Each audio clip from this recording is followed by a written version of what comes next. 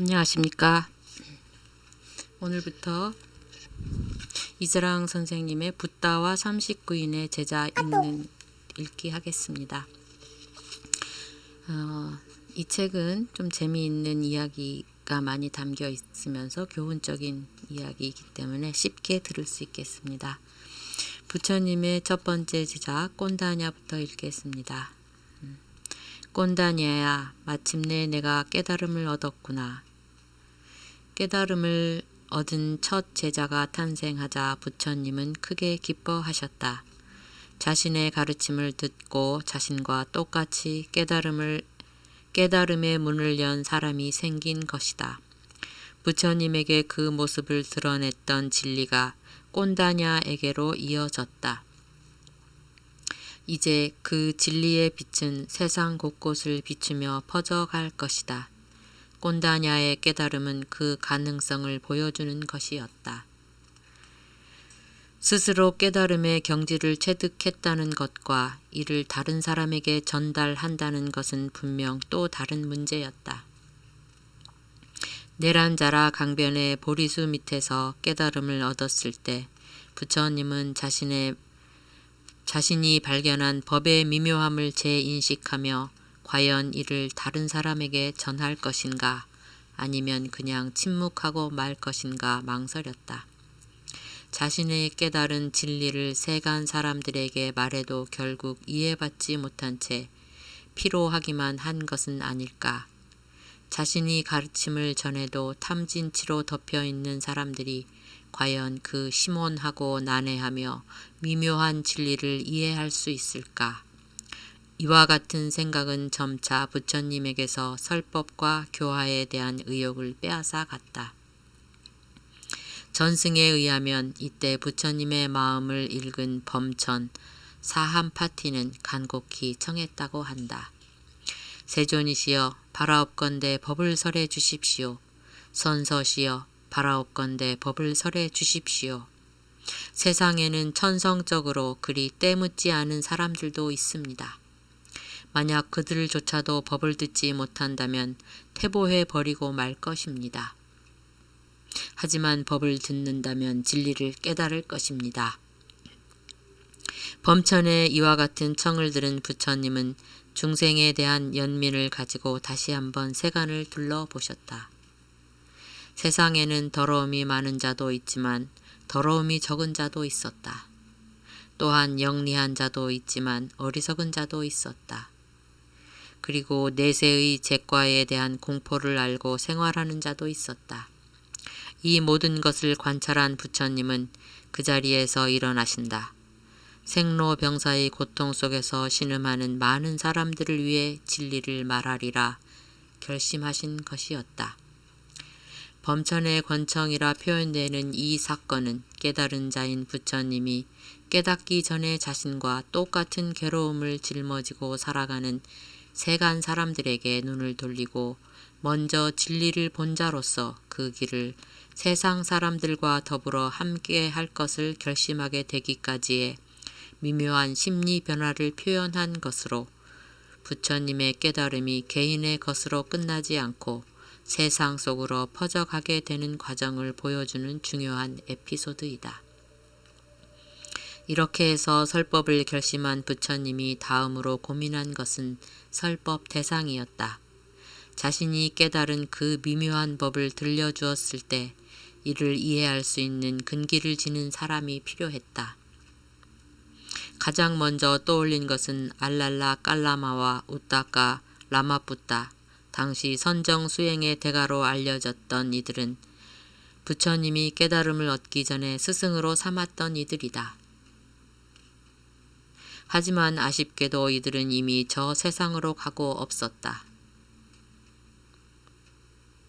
다음으로 떠올린 것이 바로 부처님이 한때 더불어 고행 생활을 했던 5명의 동료 수행자였다. 꼰다냐, 바띠야, 와파, 마하나마, 그리고 아싸지였다.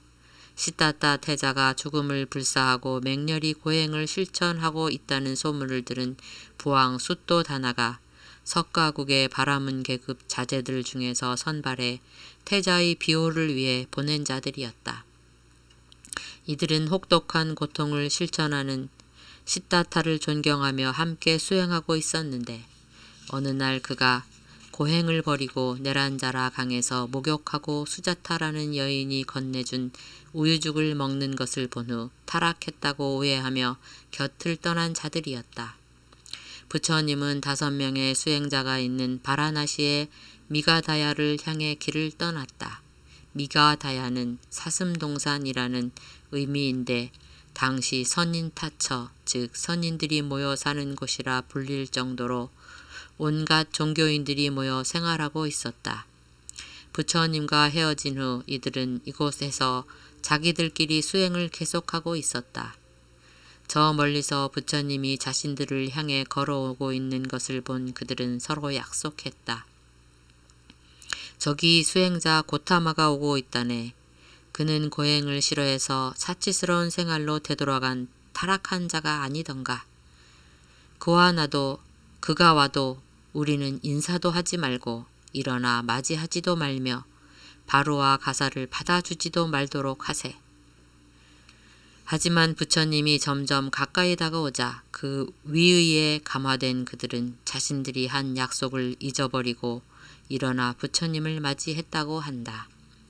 예전과 마찬가지로 이름으로 혹은 벗이라는 말로 자신을 부르자 그들에게 부처님은 말씀하셨다.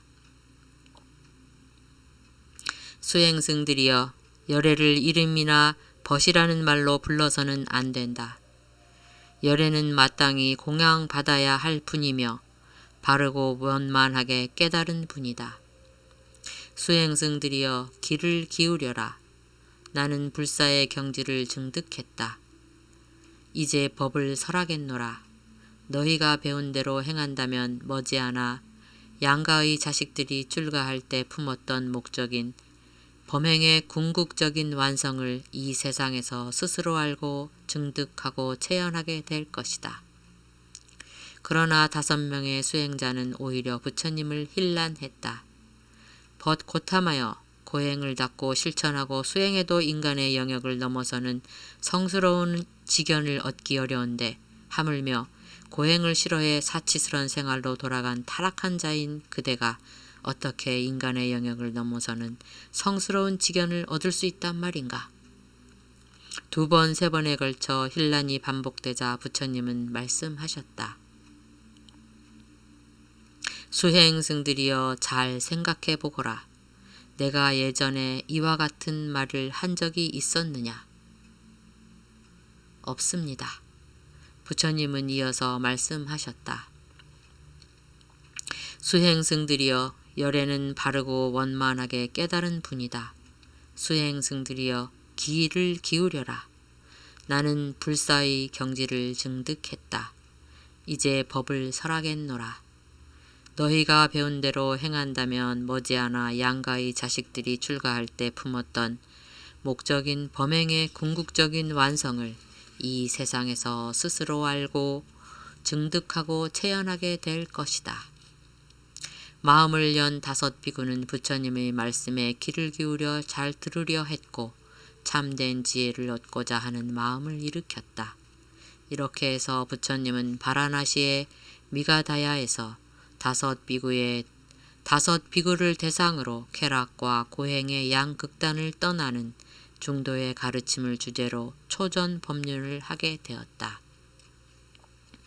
비구들이여, 2가지 극단이 있으니 출가자들은 결코 가까이 해서는 안 된다. 2가지란 무엇인가?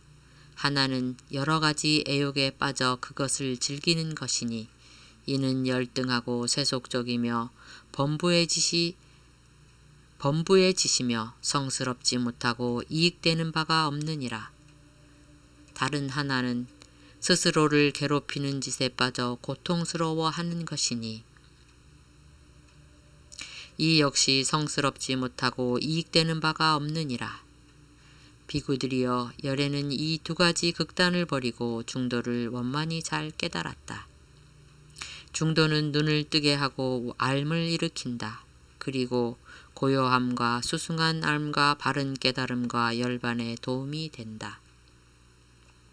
그렇다면 비구들이여, 열애가 원만히 잘 깨닫고 눈을 뜨게 하고 앓음을 일으키며 고요함과 수승한 앓음과 바른 깨달음과 열반에 도움이 되는 중도란 무엇인가? 그것은 곧 8가지 성스러운 길을 말하는 것이니 정견, 정사유, 정어, 정업, 정명, 정정진, 정념, 정정인이라. 비구들이여, 이것이 열애가 원만히 잘 깨달았다고 열반에 도움이 되는 중도이니라. 이와 같은 설법을 듣고 5명의 수행자 가운데 가장 먼저 깨달음을 얻은 것이 바로 꼰다냐, 즉 교진녀였다. 이어 바띠야와 와파 2사람이, 그리고 마지막으로 마하나마와 아사지 2사람이 깨달음을 얻었다고 한다.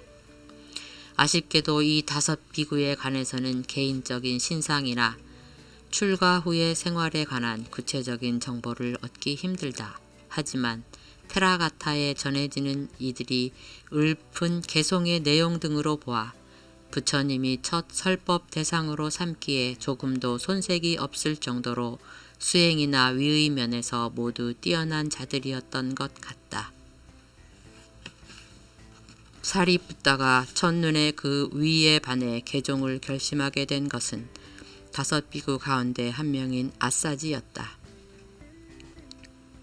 특히 가장 먼저 깨달음을 얻었던 꼰다냐는 5비구 가운데 대장 역할을 하던 인물로 관대하고 인자한 성품의 박식함까지 갖춰 대중에게 큰 존경을 받았다고 한다.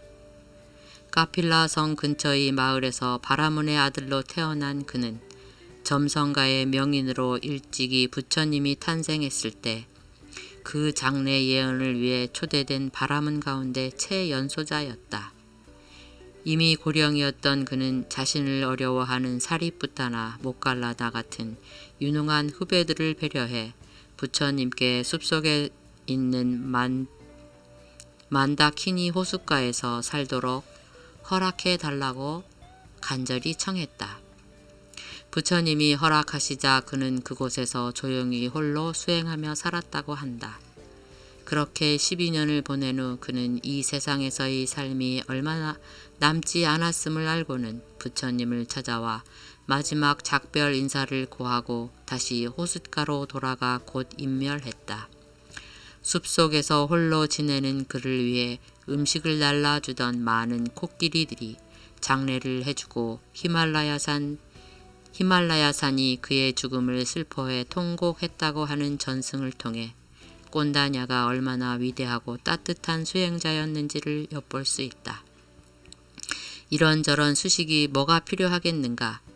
부처님이 첫 번째 설법 대상으로 선택하셨고 그 가르침을 따라 깨달음을 얻어 평생 수행자답게 살아간 꼰다냐, 그리고 바띠야, 와파, 마하나마, 아사지, 이렇게 부처님을 포함한 6명의 훌륭한 아라한으로 승가는 첫 발을 내디뎠고 이후 진리는 온 세상을 비추며 고통받는 사람들의 마음으로 퍼져나갔다. 꼰다냐를 비롯한 5비구의 존재가 그 누구보다 소중한 이유다. 네, 이렇게 꼰다냐에 대해서 쓰고 있습니다.